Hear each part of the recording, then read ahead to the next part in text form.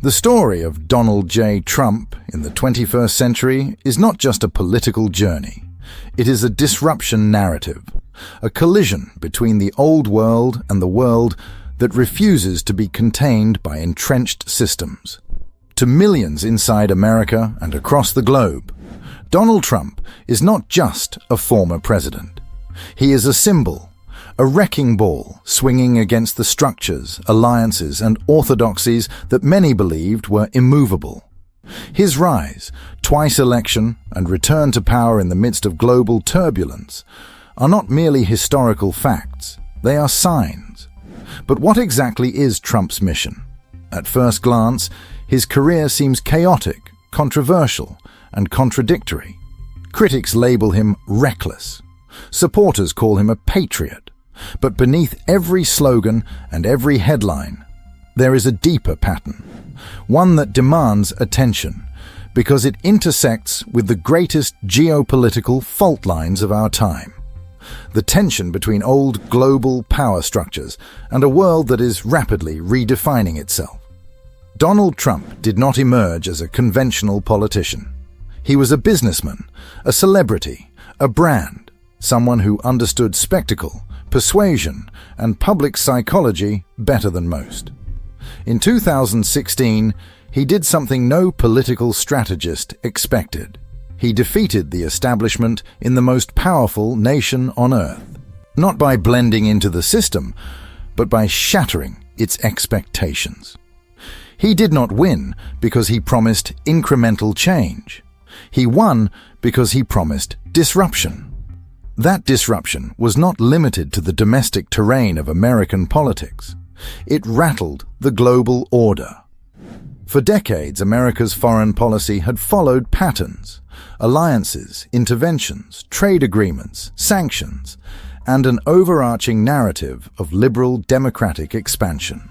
Trump did not reject that system entirely, but he challenged it.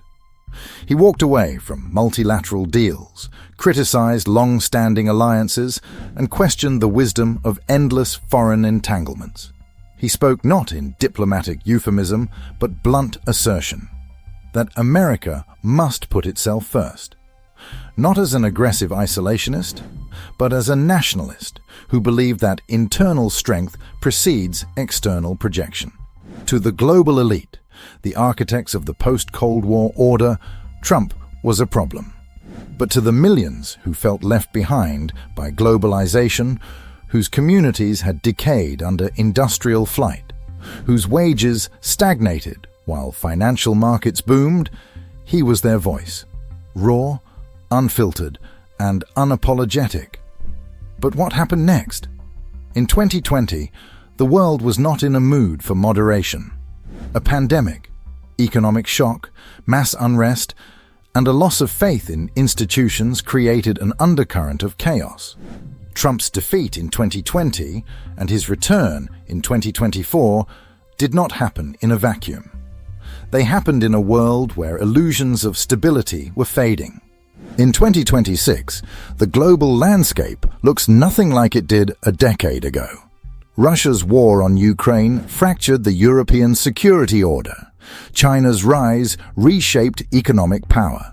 Middle Eastern tensions exploded into a direct conflict between the United States and Iran. Here is where Trump's role becomes even more perplexing to many observers. Because this man, now in his late 70s, stands at the center of one of the most consequential confrontations in modern history. A war where missiles, drones, and strikes ripple across borders, where energy markets are disrupted, and where the specter of escalation looms dangerously close to full-scale regional warfare. Some ask, what is wrong with Donald Trump? Others ask a deeper question. Is he actually executing a mission to bring down the existing world order? These questions are not purely rhetorical. They emerge from patterns that cannot be ignored. Under Trump's leadership, America has acted with a mix of unpredictability and force. Allies are bewildered. Adversaries are testing boundaries. Traditional institutions groan under pressure. The international system that once relied on predictability now grapples with volatility. In the conflict with Iran in 2026, Trump's decisive posture, the airstrikes, the strategic targeting of leadership, and the unapologetic assertion of American military supremacy shocked much of the world. Governments that once felt secure in diplomatic norms suddenly found themselves facing a nation willing to act outside conventional restraints. But did Trump want war? To understand this, we need to see the man against the backdrop of his era, not as a caricature, nor as a villain in a movie, but as a figure whose personality intersects with the contradictions of American identity itself. He is a nationalist. He is a reactor, not a planner. He deals in rhetoric that resonates emotionally. He thrives on disruption. His foreign policy is not a coherent textbook strategy. It is an extension of a worldview that says, the world is not stable. The old certainties are gone. Strength is the only credibility. That worldview is not unique to Trump, but he is its most visible and, for many, its most controversial champion. When the missiles flew over Iran, when civilians died, when schools were destroyed, and when Iran's leadership was struck with precision, millions around the world looked not only at what happened, but why it happened, and who stands to gain from a new geopolitical reset. In the United States, Trump's domestic agenda has been just as destabilizing. His battles with institutions, judges, media, Congress, and even internal factions of his own party are often framed as political fights. But seen through a wider lens, these are fights over narrative authority, over who gets to define truth in an age where information is weaponized as power. That struggle is not merely political, it is existential. It raises questions about governance itself.